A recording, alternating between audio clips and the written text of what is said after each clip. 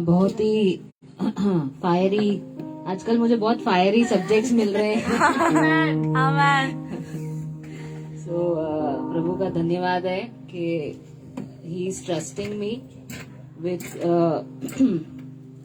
With the word. प्रभु का धन्यवाद करना चाहूंगी और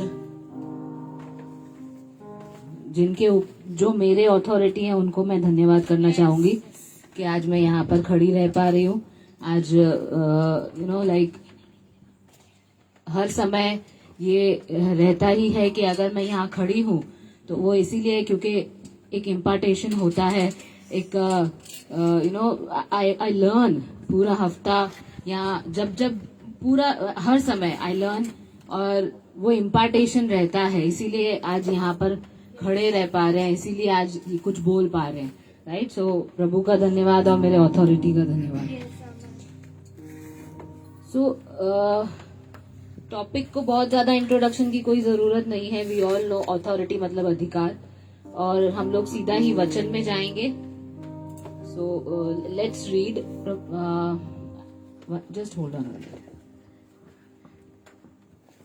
हम मत्ती 8 उसका 5 से 13 पढ़ेंगे।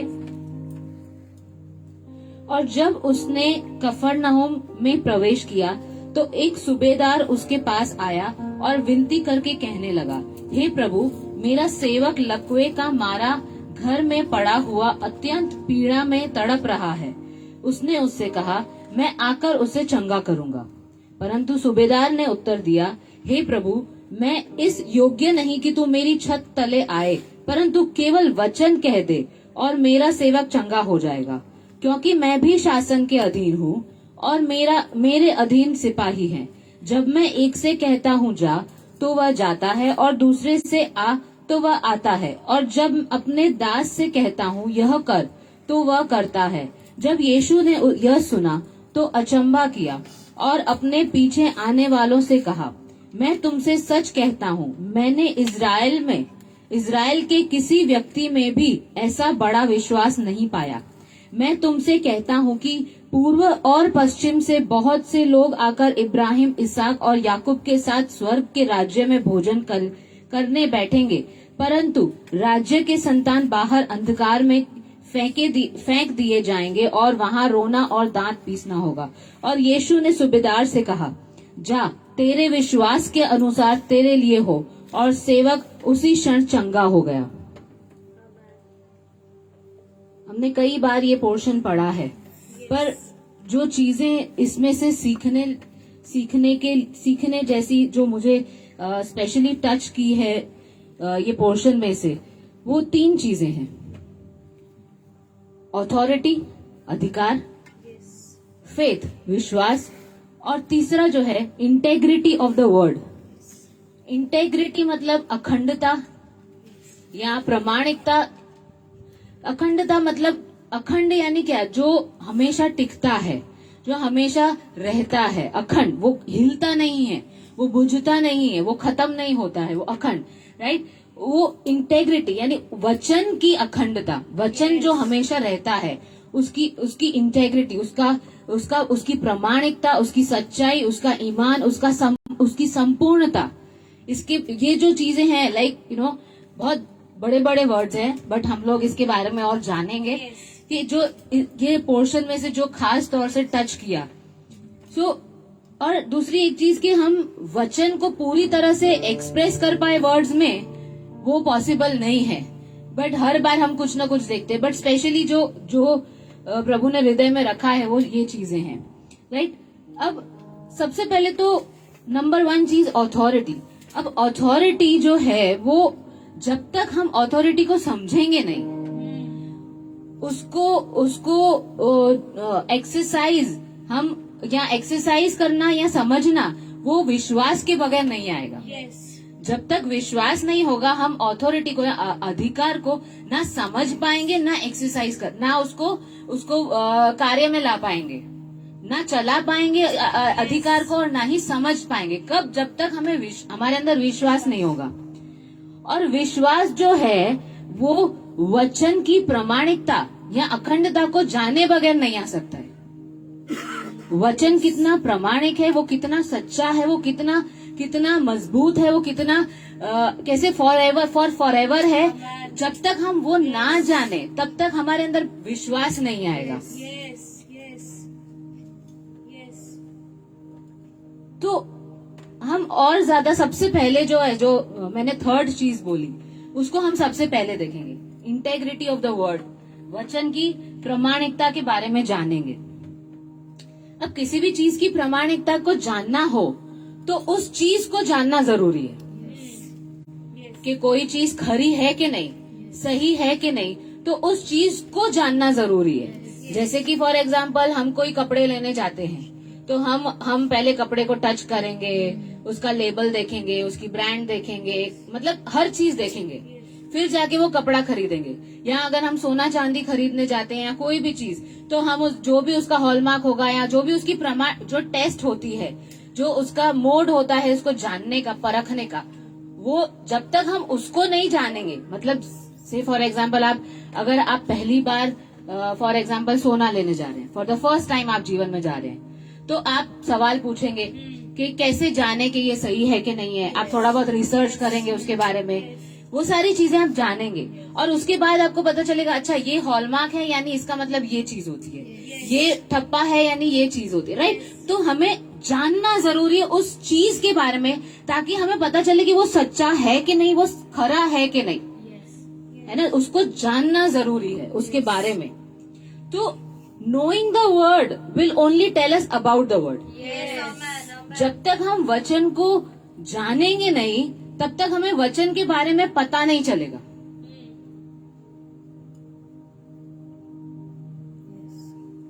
अब कई बार मुझे ये सवाल होता है कि क्या ऐसा सवाल लोगों के मन में आता होगा कि बाइबल भी तो लिखी ही गई है ना, तो क्या मतलब क्या भरोसा कि वो सही है कि नहीं है, क्योंकि वो भी मनुष्य, मतलब हम जानते हैं कि पवित्र आत्मा ने लिखी है, पर जो नया व्यक्ति होगा वो ये सवाल पूछेगा कि भाई अब मैं जब नहीं थी तब मेरे मन में भी ये सवाल आया था कि वो भी तो किसी मनुष्य ने लिखी है। तब तक पवित्र आत्मा का मुझे अनुभव या मतलब मैं उनको इतना जानती नहीं थी, वचन को इतना जानती नहीं थी, तो ये सवाल आना स्वाभाविक है कि वो भी तो मनुष्य ने लिखी है, तो क्या अलग है इसमें, क्या प्रूफ है कि ये सही है कि गलत है। तो जब तक उसको जाना नहीं ना मैंने, तब तक मुझे पता नहीं चला कि ये सही है कि गलत है। तो उसको जानना जरूरी है। तो जब तक हम उसको वचन के नजदीक नहीं जाते, उसको पढ़ते नहीं है, उसको ग्रहण नहीं करते ना, तब तक नहीं पता चलता, राइट। मालाकी 3:10 क्या कहता है? परख के देखो, इंग्लिश में लिखा है test and see, try me and see, परख के देखो। और will read Psalms 34:8, Psalms 34:8 NKJV में ऐसा लिखा है, test and see that the Lord is good, blessed is the man who trusts in him. परख कर देखो कि यहोवा कैसा भला है, क्या ही धन्य है वह मनुष्य जो उसकी शरण लेता है। इंग्लिश में लिखा है वो ट्रस्ट, जो उसके अंदर अपना भरोसा रखता है। परख के देखो, परमेश्वर खुद कह रहे हैं कि मुझे परख के देखो। हम अथॉरिटी की ही बात कर रहे हैं, लेकिन एक आई एम टेलिंग यू कि अथॉरिटी कैसे आती है, हम कैसे उसको एक्सरसाइज कर सकते हैं। मैंने कहा ना, जब तक हम वचन को नहीं जानेंगे विश्वास नहीं आएगा, विश्वास के बगैर अथॉरिटी चलाना नामुमकिन है, राइट। सो परख के देखो कि वो कितना भला है और वो धन्य है वो लोग जो उसमें भरोसा रखते हैं। और हम जानते हैं कि knowing the word means knowing God. वचन को जानना यानी परमेश्वर को जानना। और जब हम ये जानने लग जाते हैं कि वचन जो है वो प्रामाणिक है, वचन जो है वो सच्चा है, तो वचन परफॉर्म करने से नहीं रुकता है। या अगर हम उसको दूसरी तरह से देखें, जब हम वचन को जानने लग जाते हैं तो वचन हमारे जीवन में परफॉर्म यानी कि काम करने लगता है, तो हमें और ज्यादा विश्वास आता है कि वचन प्रमाणिक है। दोनों तरीके से आप ले सकते हो। हम जितना वचन को जानेंगे उतना वो हमारे जीवन में कार्य करेगा और उतना हमें विश्वास बढ़ेगा। जितना हम वचन को पढ़ेंगे हमारा विश्वास बढ़ेगा। Faith comes by hearing and hearing by the word of God. तो जब हम विश्वास करेंगे तो और ज्यादा वो हमारे अंदर काम करेगा, यानी वो चलता चला जाएगा, वो चलता चला जाएगा।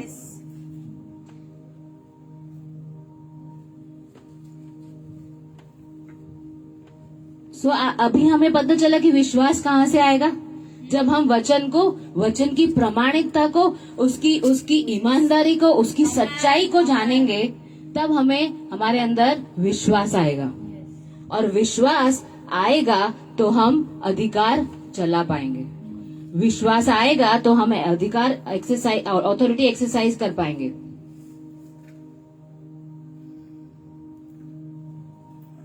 और जब हमें पता चलता है, जब हम वचन के ऊपर विश्वास करते हैं, जब हमें पता चलता है कि हाँ ये सही है, तो क्या करते हैं हम? उसके ऊपर खड़े रहते हैं, उसके ऊपर एक्ट करते हैं, यानी वो वचन को कार्य में लाते हैं और उसको पकड़े रहते हैं। से फॉर एग्जाम्पल कि जब हमें पता चलता है, जब मुझे पता चला था कि प्रार्थना करने से चंगाई मिलती है,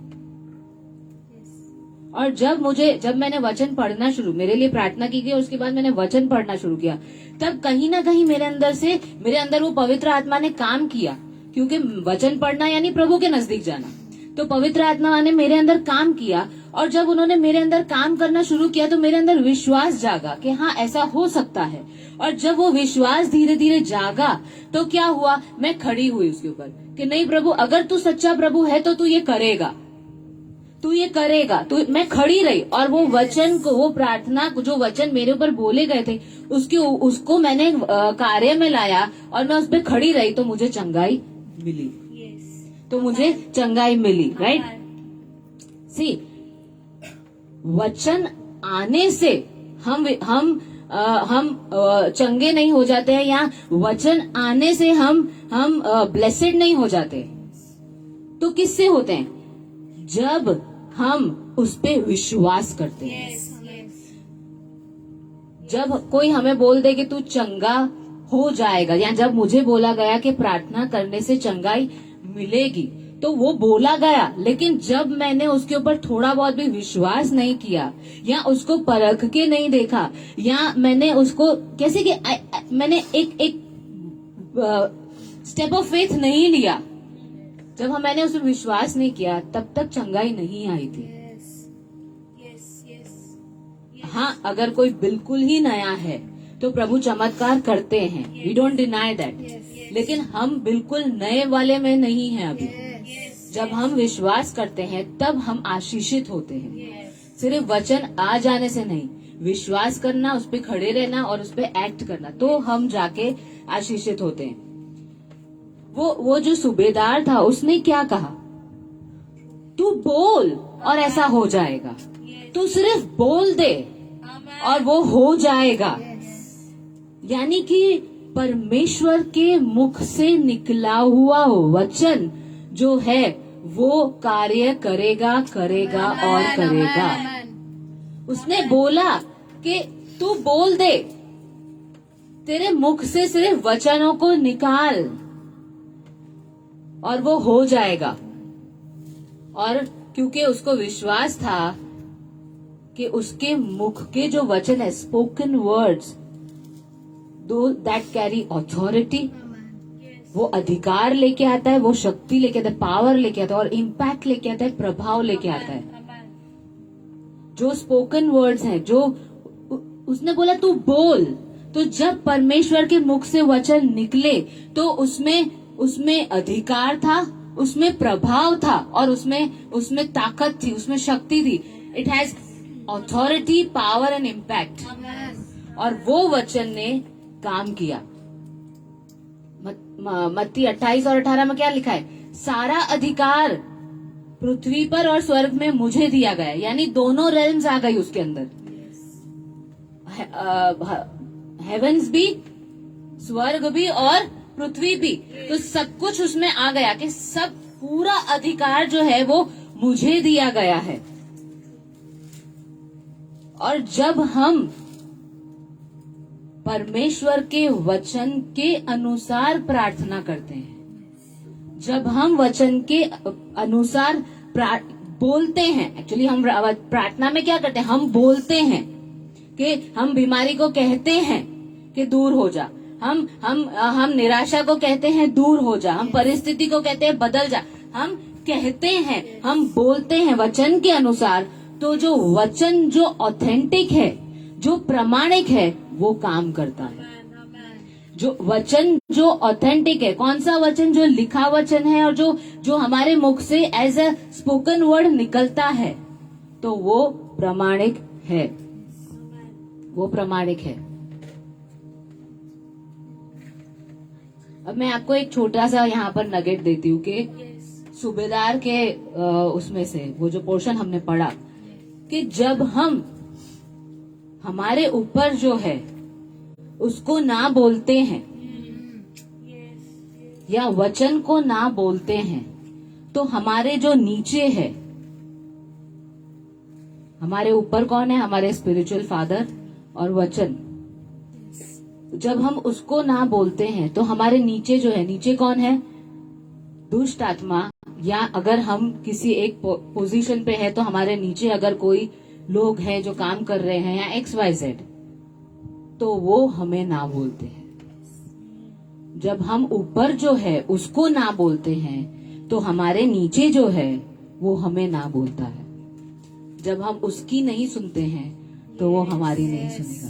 कई बार ऐसा होता है कि हम बोलते हैं, हम ऐसा सोचते हैं कि क्यों मैं ये परिस्थिति में से या इस दुष्ट आत्मा में से या इस प्रॉब्लम में से बाहर नहीं आ पा रही हूँ। कई बार हम कहीं ना कहीं अगर हमने डिसोबे किया है या हमने हमारे अगुवे को या वचन को ना बोला है या उस पर विश्वास नहीं किया है, तो जो हमारे नीचे है वो हमारा नहीं सुनेगा। या इसका ये मतलब है हमारा अधिकार वहां नहीं चलेगा, हमारा अधिकार वहां नहीं चलेगा, हमारा अधिकार वहां नहीं चलेगा। तो अगर हमें अधिकार चलाना है जो प्रभु की ओर से है, know the word and know the man of word, वचन को जानो और वचन का जो व्यक्ति है जो आपके ऊपर रखा गया है उसको जानो। उसके जानना हम देख चुके हैं, जानना मतलब समय बिताना, उसका सब कुछ देखना। उसको जानो, वचन को हाँ बोलो और वचन का जो व्यक्ति है उसको हाँ बोलो। वचन को हाँ बोलो, यस एंड आमेन करो, और वचन का जो व्यक्ति है उसको हाँ बोलो। वचन को अधीन हो और जो व्यक्ति है वचन का उसको अधीन हो, तब जाके हम ऑथोरिटी चला पाएंगे। उसने क्या कहा, मैं भी अधिकार में हूँ और मेरे नीचे भी लोग हैं, इसीलिए मैं जब किसी को बोलता हूँ जा तो वो जाता है और किसी को बोलता हूँ आ तो वो आता है। इसका ये मतलब है उसके ऊपर जो होगा, जब वो इस सूबेदार को बोलता होगा जा तो वो जाता होगा, और सूबेदार को बोलता होगा आ तो वो आता होगा। जो सूबेदार के ऊपर होगा, जिसके अधीन वो था, जब वो उसको बोलता होगा कि तू ये कर तो वो करता होगा, तू ये नहीं कर तो वो ये नहीं करता होगा। इसीलिए जो उसके नीचे लोग थे, जब वो उनको बोलता होगा तू ये कर या यहाँ जा तो वो जाते होंगे, और यहाँ आ तो वो आते होंगे। जब हम अपने अधिकारी को हाँ बोलते हैं, उसको जानते हैं कि वो क्या कह रहे हैं, वो उसको अधीन होते हैं उनको, तब जाके हमारे नीचे जो हैं उनके ऊपर हम अधिकार चला सकते हैं, उनके ऊपर हम अधिकार चला सकते हैं। दुष्ट आत्मा जानता था पौल को, पर वो स्केवा के बच्चों को नहीं जानता था, क्योंकि पौल अधीन था परमेश्वर को भी और अपने अगुओं को भी। वो वचन को भी अधीन था और अगुओं को भी अधीन था। वो कलीसिया को अधीन था, इसीलिए दुष्ट आत्मा जो है वो जानते थे कि ये अधिकार के नीचे है और ये अधिकार में है, तो हमें जाना पड़ेगा। पर वो केस स्केवा के साथ नहीं था, स्केवा के बच्चों के साथ नहीं था, इसीलिए ना उनका अधिकार चला और ना वो चला पाए, क्योंकि वो किसी के अधिकार के नीचे नहीं थे, राइट। पतरस ने हाँ बोला और ओबे किया, किसको? यीशु मसीह को। इसीलिए वो, जैसा हमने कल देखा था, इसीलिए वो बहुत ज्यादा मछलियों को पकड़ पाया था। वो थका हुआ था, वो हारा हुआ था, वो परेशान था, वो प्रॉब्लम में था। प्रॉब्लम यानी कि पूरी रात मेहनत की थी और कुछ फल नहीं आया था। लेकिन जब प्रभु ने कहा यहाँ पे जाल डाल, और उसने डाली according to your word, at your word, तेरे वचन पे, तेरे कहने से, तो वहाँ पर उसको फल मिला, उसको रिजल्ट मिली। और हम कह सकते हैं, ऑफ कोर्स प्रभु ने बोला तो मछलियां आई, लेकिन जाल तो पतरस की थी, जाल तो पतरस की थी। तो हम वहाँ पे क्या लिखा है? और पतरस ने बहुत बड़ा कैसे कि वो कैच ही, पतरस को वो कैच मिला, पतरस ने पकड़ी, पतरस के जाल में मछलियां आई। ऐसा नहीं लिखा है कि प्रभु की जाल में आई, पतरस की जाल में आई। वचन प्रभु की ओर से था, ओबे पतरस ने किया, तो पतरस की, यानी ऐसा बोल सकते हैं कि पतरस के पास मछलियां आई, ओबे हो गई, ओबे हो गई। हमारे स्पिरिचुअल फादर हमारा बैंक अकाउंट नहीं है, यहाँ एटीएम कार्ड नहीं है। हाँ, वो हमें स्वर्गीय अकाउंट में से कैसे एनकैश करना है ना, वो उसका पिन जरूर देंगे हमको ना। एटीएम कार्ड में आपको पिन की जरूरत पड़ती है, वो 4 डिजिट जो है ना, वो बताएगा अगुआ। 4 डिजिट कौन से है बताओ? This is something that is fresh. वचन, प्रार्थना, उपवास और सैक्रिफाइस, यानी ओबीडियंस। वचन, प्रार्थना, उपवास और सैक्रिफाइस, ये 4 डिजिट का पिन कोड है।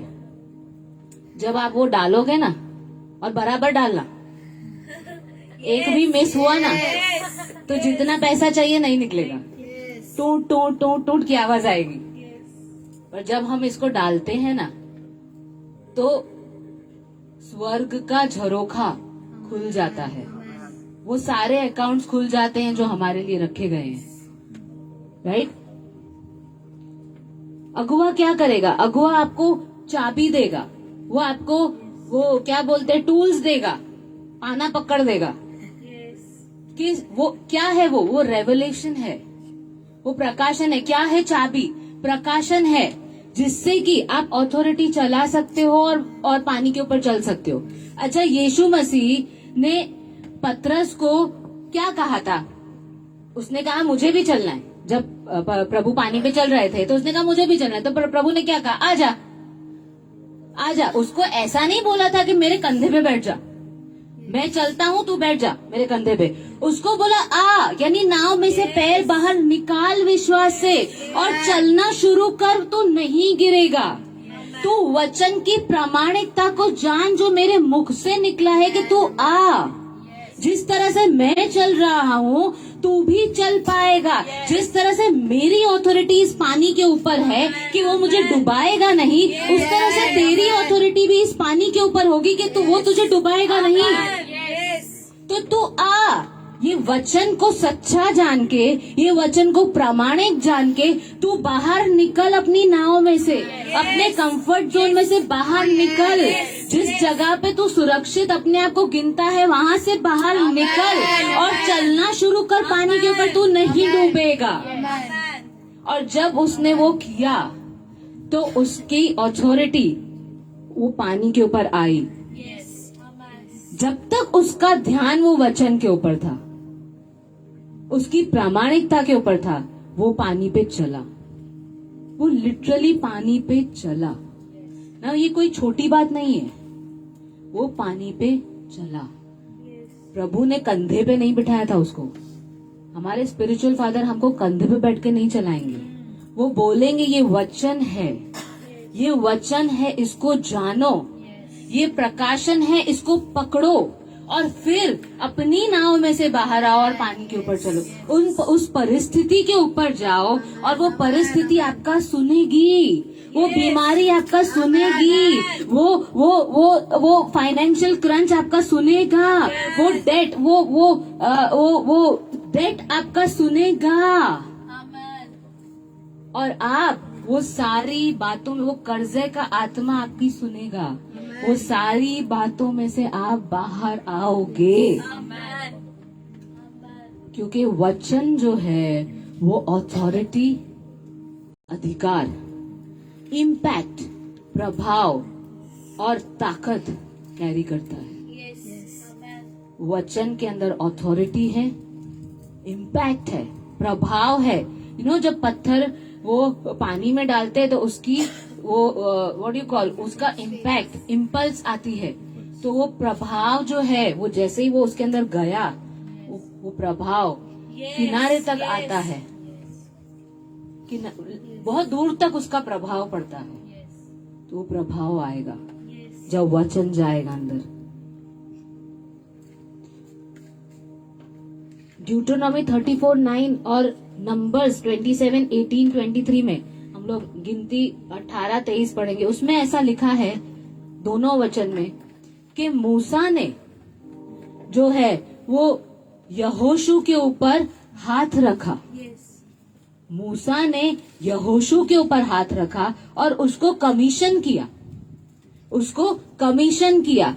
विल रीड नंबर्स 27-23, गिनती 27 उसका 23 हम पढ़ेंगे। फिर उस पर हाथ रखकर उसे अधिकार सौंपा, जैसा कि यहोवा ने मूसा के द्वारा कहा था। हाथ रखकर अधिकार सौंपा, यानी अधिकार जो है वो ऊपर से आता है, मेंटाल जो है वो ऊपर से आता है। उसने हाथ रखा और अधिकार सौंपा। और जब हम पुनर्नियम का जो व्यवस्था विवरण है उसका जो लास्ट चैप्टर पढ़ते हैं, जब मूसा जो है वो पहाड़ पे जाने ही वाला था, उसके पहले का वहां पे ऐसा लिखा है कि उसने हाथ रखा और उसको अधिकार सौंपा। और क्या हुआ उसके बाद, जब यहोशू गया कनान के अंदर, एक्चुअली कनान में गया ही नहीं था, उसके पहले ही यर्दन अलग हो गई। और उसके बाद वो कनान में गया और वहां पर वो जीत पे जीत और वो कैसे कि वो यरीको की दीवार टूटी और बहुत कुछ हम देखते हैं हर जगह। उसने पूरे इजराइल को कैसे के प्रभु के लिए जीत लिया, या उसने पूरे देश को जीत लिया। जब यहोशू के ऊपर उसका उत्तराधिकारी उसके ऊपर हाथ रखा। By the way, I forgot to tell के आज वर्शिप के समय एक वचन बहुत स्ट्रांगली मेरे हृदय में आया था कि इस देश के अंदर प्रभु, मैंने सेना देखी जैसी एलाइशा के टाइम पे जो वो गेहाजी को दिखी थी, उसके नौकर को दिखी थी, जब उसकी आंखें खुली थी। मैंने इस पूरे देश में वो आग से लिपटी हुई सेना देखी, वो घोड़े देखे। और प्रभु ने कहा कि जैसे यरीको की दीवार टूट रही थी, जैसे वो उसने पूरे देश के ऊपर कब्जा किया। प्रभु हमारे लिए लड़ रहे हैं, प्रभु हमारे लिए इस देश में जैसे लड़ रहे हैं। और वो चीज जैसे बहुत स्ट्रांगली आई और उसकी हम इम्पैक्ट देखेंगे, उसका हम असर देखेंगे इस देश में।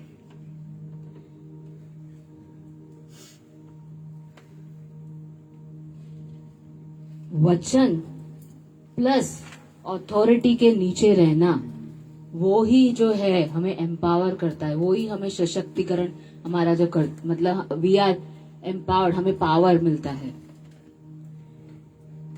और विजेता रहने का मतलब क्या है? विजेता रहने का मतलब क्या है? आप पावर में और अथॉरिटी में रहो। हम ताकत में और अधिकार में रहे, उसका मतलब है विजेता रहना। जो पहली सदी की कलीसिया थी वो पावर में और अथॉरिटी में काम करती थी,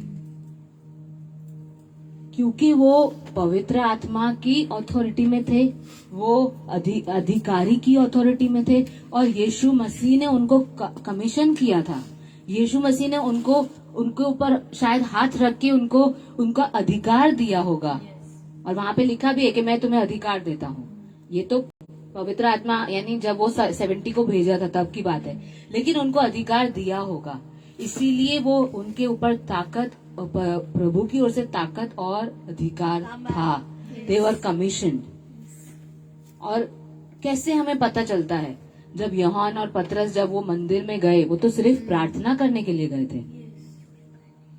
यानी प्रार्थना करने के लिए गए थे, यानी वो घर से प्रार्थना मतलब की होगी, लेकिन स्पेशली वो प्रार्थना करने के लिए जा रहे थे। लेकिन उनके ऊपर वो पावर था और अथॉरिटी थी, इसीलिए जैसे ही वो प्रार्थना, अभी तो की भी नहीं थी उन्होंने प्रार्थना, वो करने जा रहे थे, और वहां पर वो बेगर उनको मिला, वो भिखारी उनको मिला, और उन्होंने स्पिरिट ऑफ इन्फर्मिटी को भगाया। उन्होंने वो जो चल नहीं पाता था, वो लंगड़ा था, वो आत्मा को उन्होंने धमकाया, क्योंकि उनके ऊपर अधिकार का आत्मा, उनको अधिकार दिया गया था और उनके ऊपर सामर्थ था, तो वो उसको खड़ा कर पाए। ये मेरे पास जो है, हमारे पास जो है, वो हम आपको देते हैं, वो मैं तुझे देता हूँ। पतरस जेल में था, पर चर्च के पास वो अधिकार था।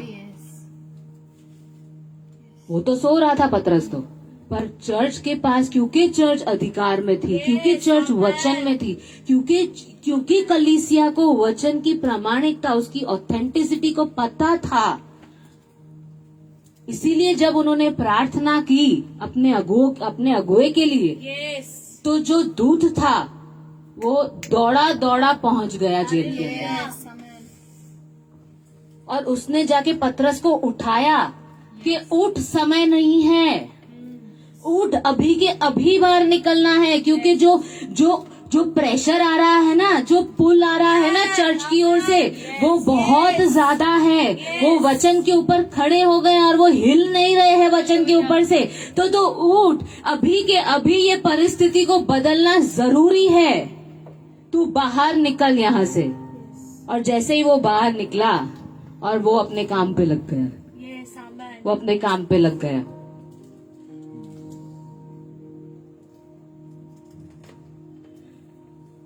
फर्स्ट सेंचुरी चर्च, पहली सदी की कलीसिया पवित्रताई में चलती थी,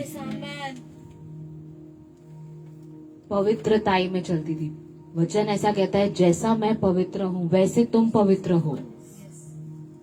वो पवित्रताई में चलती थी, क्यों? क्योंकि वो वचन को जानती थी, वो वचन के साथ समय बिताती थी। जो वचन में जो पवित्रताई थी ना, वो उनके अंदर आती थी, और वो पवित्रताई में चलते थे, इसीलिए उनका अधिकार अपवित्रताई की चीजों के ऊपर, या उन दुष्ट आत्माओं के ऊपर, या उन बातों के ऊपर था जो वचन के विरुद्ध थी, जो अपवित्र थी, जो झूठी थी, जो फेक थी।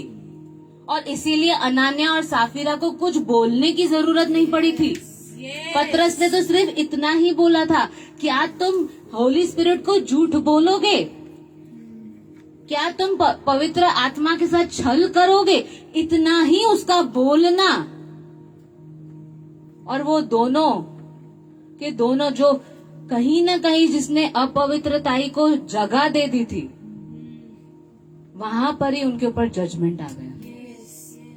जजमेंट जो है वो अथॉरिटी के बिना नहीं आता है। जब तक हमारे ऊपर अथॉरिटी नहीं होती है, जजमेंटल मिरेकल्स नहीं होंगे। जजमेंट नहीं है, क्योंकि परमेश्वर के पास अथॉरिटी थी, इसीलिए उन्होंने कहा कि मुझे जज करने का अधिकार दिया गया है।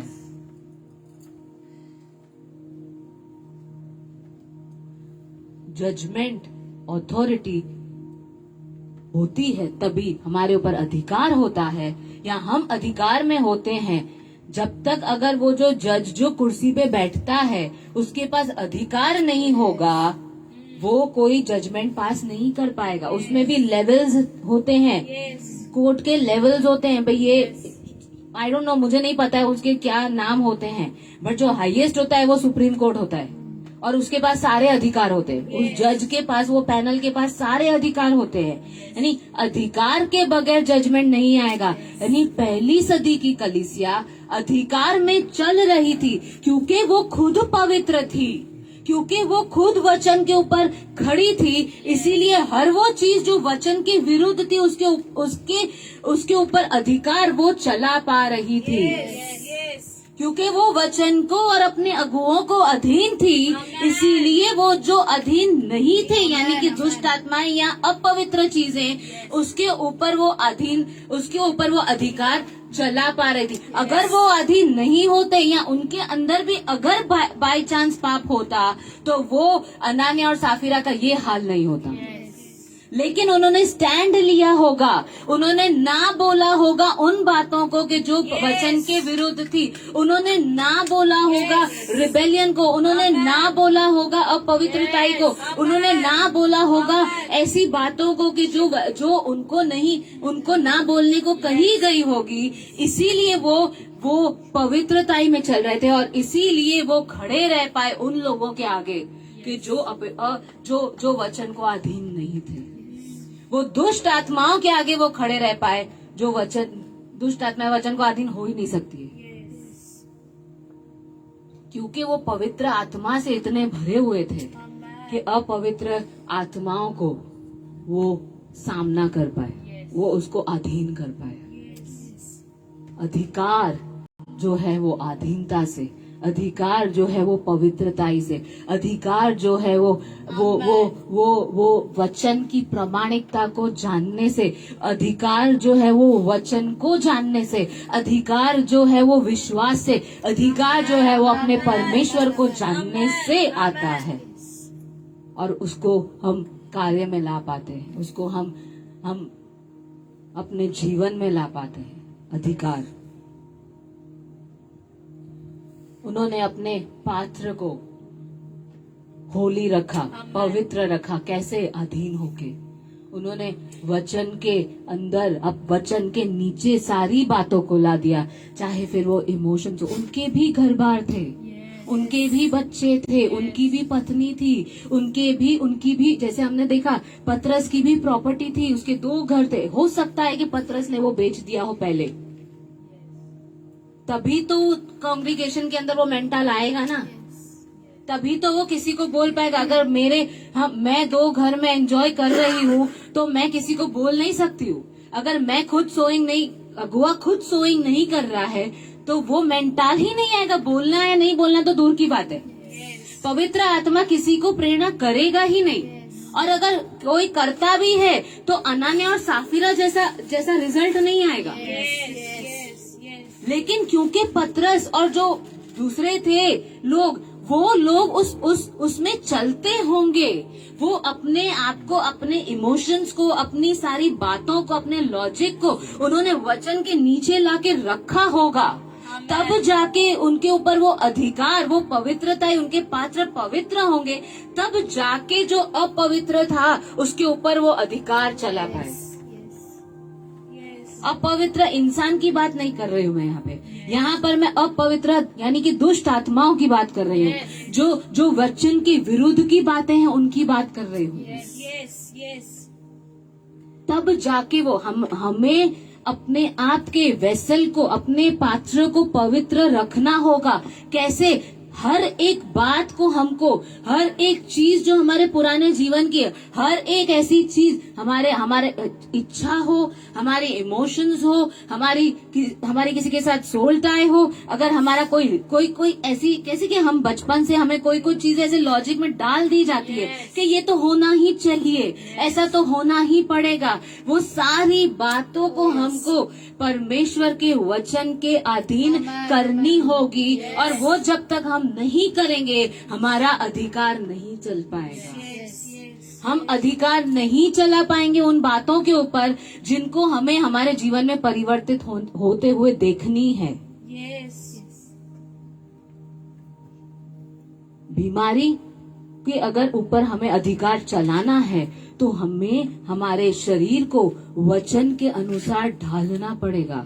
जब वचन आत्मा में जाएगा, जब वचन प्राण में जाएगा, हमारे मन में जाएगा, हमारे सोच में जाएगा, हमारी इच्छा में जाएगा, तब हम बीमारी के ऊपर, हम शायद ऐसी चीजें ना खाएं, हम ऐसी बातें ना करें कि जिससे बीमारी के लिए दरवाजा खोलते हैं, मृत्यु के लिए दरवाजा खोलते हैं। पर हम जब अपने आप को पूरी तरह से वचन के नीचे, अपने शरीर को वचन के नीचे लाएंगे, तब जाके हमारे सोच को कि नहीं, मैं परमेश्वर के कोड़े खाने से चंगी हो चुकी हूँ, जब वो सोच मेरे हृदय में बैठेगी, वो सोच मेरे हृदय को पकड़ लेगी, वो वचन मेरे हृदय को पकड़ लेगा, तो जब मेरे ऊपर बीमारी आएगी भी ना, कोशिश भी करेगी ना, तो सबसे पहले थॉट यही आएगा, नहीं, मैं परमेश्वर के कोड़े खाने से चंगी हो चुकी हूँ। तो मेरे शरीर के अंदर वो वचन की ओर से जो ताकत है, उसका जो प्रभाव है, उसकी जो अथॉरिटी है, वो मेरे शरीर में दौड़ेगी और मैं चंगाई के बीमारी के दुष्ट आत्मा के ऊपर खड़ी रह पाऊंगी। हर परिस्थिति में आप ये लागू कर सकते हो। जो भी परिस्थिति हो, कर्जा है तो प्रभु एक कर्जे के दुष्ट आत्मा को मैं नकारती, क्योंकि आपका वचन ये कहता है आप कर्जा दोगे, लोगे नहीं। उसके ऊपर बीमारी है, उसके ऊपर परिस्थिति है, उसके ऊपर अगर घर में कोई परेशानी है, उसके ऊपर परिवार के अंदर प्रश्न है, उसके कोई भी परिस्थिति हो, कोई भी चीज हो, जब हम अपने आप को वचन के अधिकार के नीचे और हमारे अगुओं के अधिकार के नीचे लाते हैं, तो परिस्थिति हमारे अधिकार के नीचे आती है और उसको बदलना पड़ता है, उसको बदलना पड़ता है।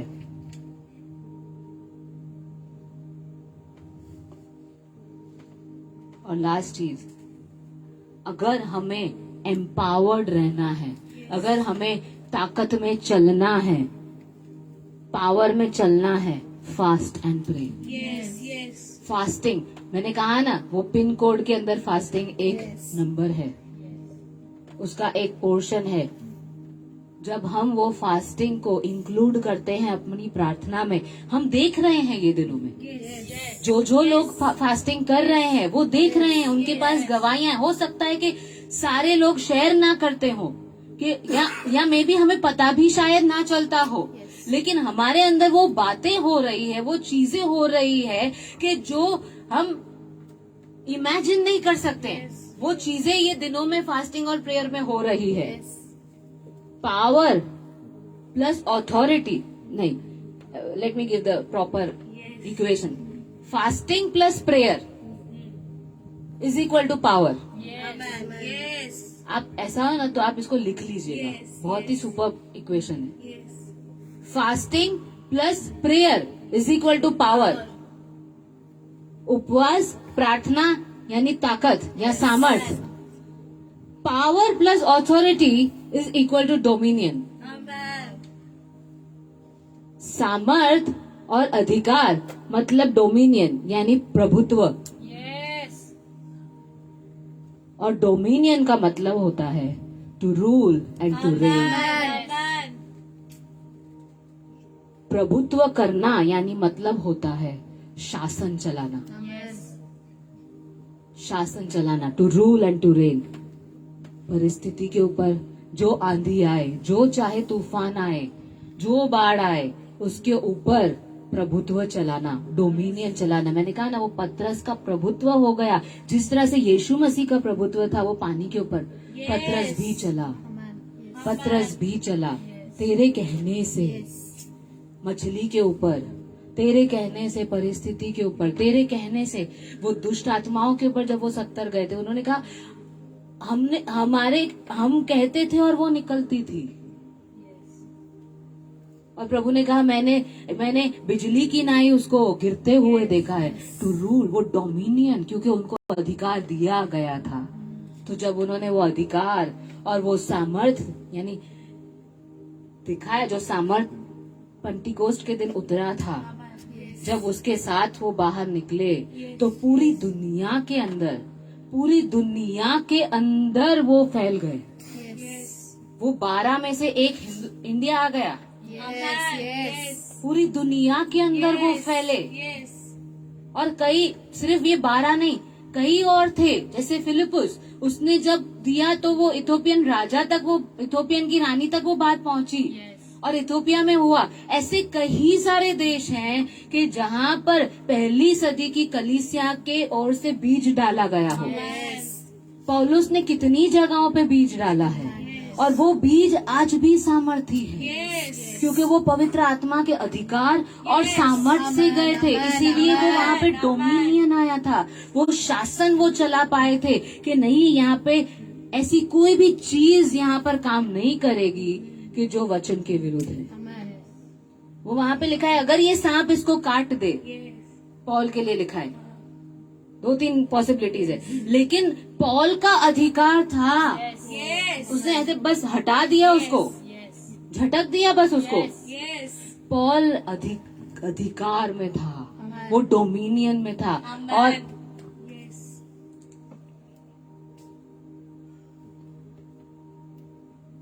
Do you need a quick recap? हमने जो देखा, आई थिंक बहुत सारी चीजें देखी।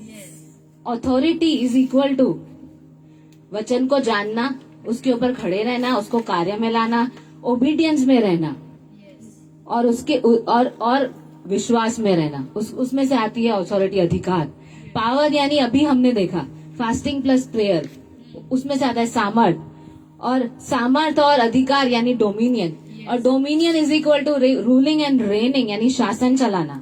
और अगर हम इन सारी चीजों को एक नटशेल में या एक छोटा सा उसमें डाल दें तो वो क्या है?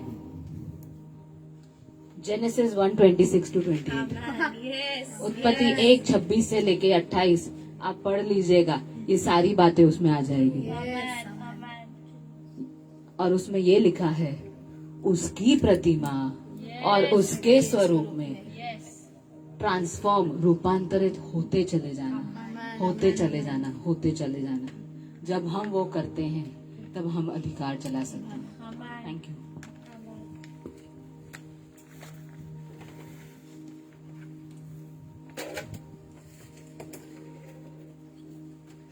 Hallelujah. Did we get something? Yes.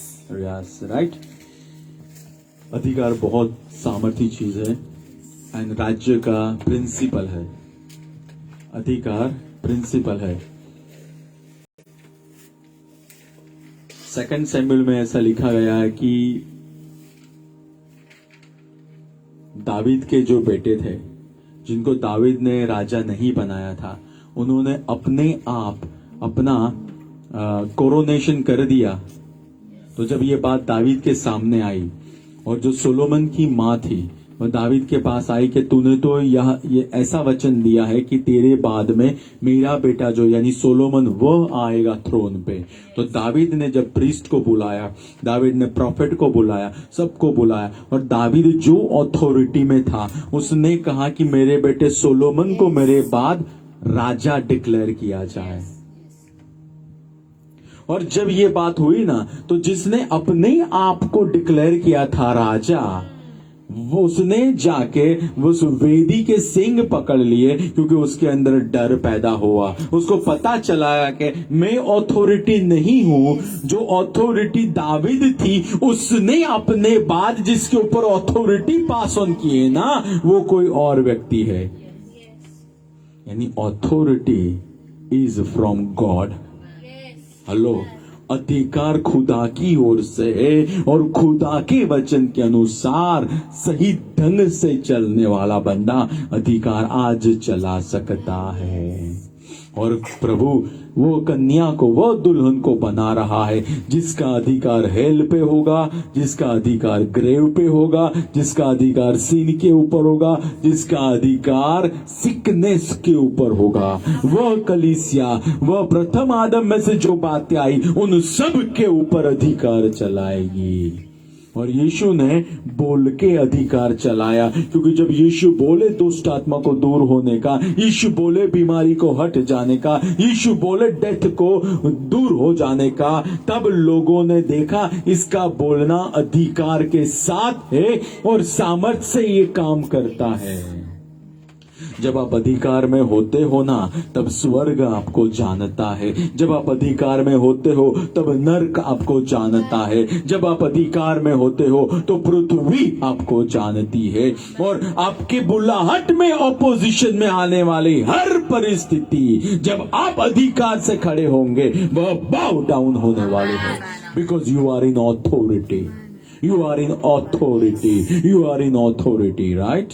You are in authority. हम वचन में से देखेंगे जब हम कम्युनियन लेने जा रहे हैं, यीशु ने अपने बलिदान के द्वारा हमको अधिकार दे दिया है ना?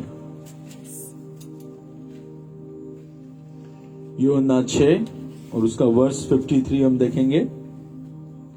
यीशु ने उनसे कहा, मैं तुमसे सच सच कहता हूं, जब तक तुम मनुष्य के पुत्र का मांस न खाओ और उसका लहू न पियो तो तुम में जीवन नहीं। What he was trying to say कि जो मुझे स्वीकार करता है, he was trying to say जो मुझे रूम देता है अपने जीवन में, जो मुझे अधिकार देता है, he was trying to say, क्योंकि यीशु आने के बाद ही हमारा नया जन्म शुरू हुआ।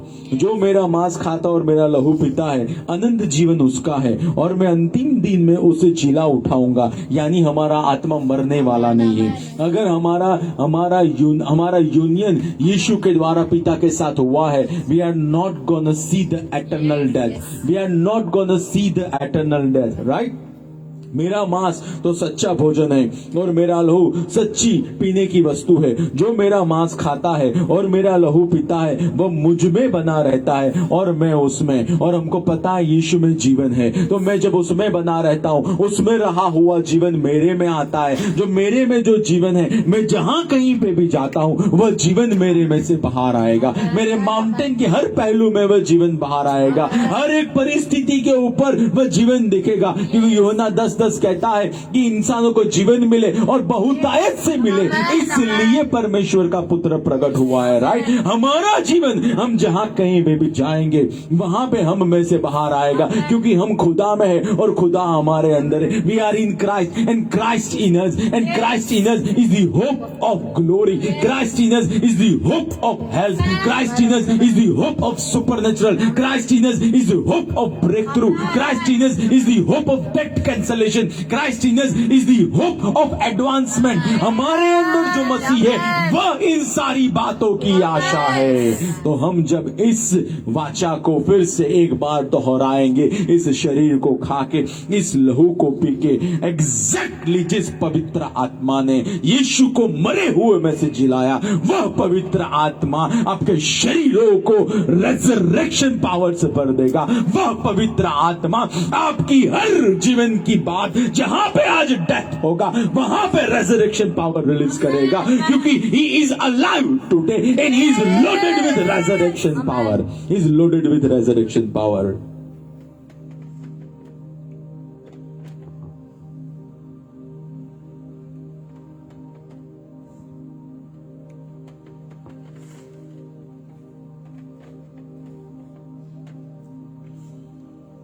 Lord, right now I talk to any demonic entity. I command any entity from hell to leave people of God alone. I talk to sickness, bow down. I curse any kind of unnatural growth. I release provision. I break the bondages of curse. I release resurrection power. I declare and decree opening of new doors of opportunity. I release wisdom of God. Yes, amen. I declare insight into the problem. Yes, amen. In the name of Jesus.